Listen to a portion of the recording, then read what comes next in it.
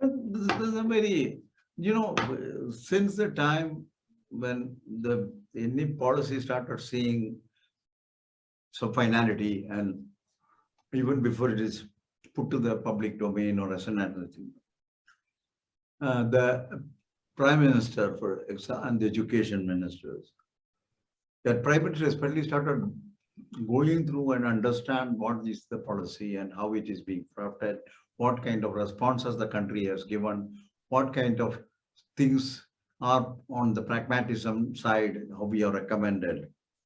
And one of the key elements of this outcome was, once the policy was accepted, he has become a big champion of this entire thing. And he now propagates this policy across the length and breadth of the country with highly inspirational talks, but well blended with critical elements of the policy, which is extremely important for the youth of the country to know and therefore try to recognize its criticality.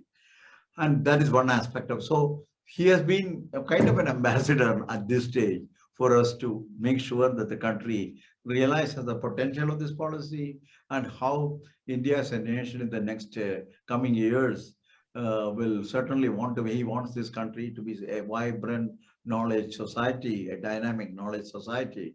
And that is what he is saying this policy will provide for. We have also a very equally dynamic education minister who has been also pushing this thing. And he has, as I told you in the very beginning, he has been going into the nitty-gritty detail of every kind of things that we are recommending or discussing, and good decisions and sound decisions based on sound principles and also aligned with the policies, letter and spirit is the order of the day today with respect to that. So these figures, I would like to put the rest of the thing you said, because how trainers, what I see, the trainers of NEP are the people who are at the higher levels, could be the leaders, educational leaders, the vice chancellors, directors, and many others who has to plan, execute this kind of a thing in the individual institution or collectively. So this system that is now moving in the last 1 year or so, I have been seeing this and experiencing it in most of the things.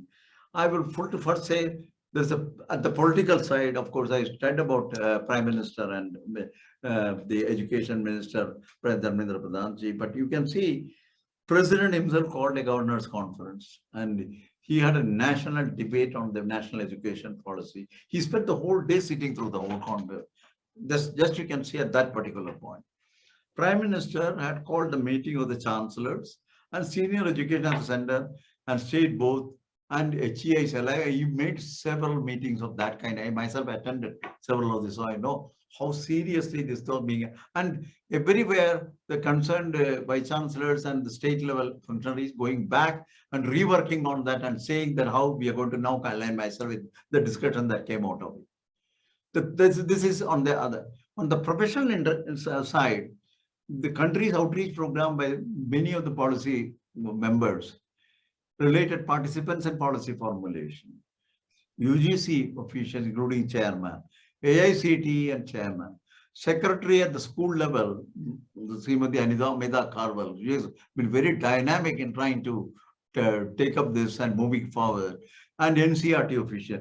They were all extraordinary individuals who are now pushing with passion this thing by holding workshops, discussion sessions, and things like that to understand the NEP, to translate NEP into and we diffuse it into the existing system, and finally how you make a transition plan, we want to call it that way. So this is the other part of it that is going on. Then there was a recent thing, if you would have known, of course, this is the Chief Secretaries Conference at Dharamshala. It was again attended by Prime Minister himself and all the other members, including Minister of Education. But the importance again, there's a focus on NEP, school, teacher, and child. 3 areas were discussed threadbare in the operational sense, not on philosophical sense. So there is another kind. I read through those documents. That's why I can say this. And more recently, of course, there was also another conference, which was held of Education Ministers Conference at Ahmedabad, where education ministers of all the states came. Prime Minister again inaugurated this. Dharmendra Pradhanji presided over many of this thing. And there was a tremendous enthusiasm among all the education ministers of different states and trying to say how they are moving around ahead with respect to the school education, what kind of transformatory steps we have taken, what are their plans and things of that kind. So that means there is a lot of discussions going on. And this also becomes a forum to exchange notes about the individual experiences vis-a-vis one or the other. This is another example. I'm telling another example. There was, of course, now most recently, and you mentioned about it, the conclave of Vice Chancellors at the top at the Varanasi. Another extremely important meeting because it is the first of its kind that level of high officials came, discussed and debated, and it was not just a general kind of a thing. There were themes, and I want to say this because I remember that they included multidisciplinary and holistic education and NEP, research, innovation, and entrepreneurship, governance and capacity building of teachers for quality education, quality ranking and accreditation, digital empowerment and online education, equitable and inclusive education, promotion of Indian languages and Indian knowledge systems, and success stories and best practices. You can see the breadth of coverage of the NEP related items by the Vice Chancellors at one location at the Varanasi conclave. So this is the kind of exchange discussions that are going on, exchange of ideas that are going on, and these are always parallelly backed with actual success stories. So you already know on the ground also how much of this has happened, what is the experience. So this kind of a thing, and I also, some time back, I saw that one of the university was preparing an entire host of a nice video about the NEP with the essential contents.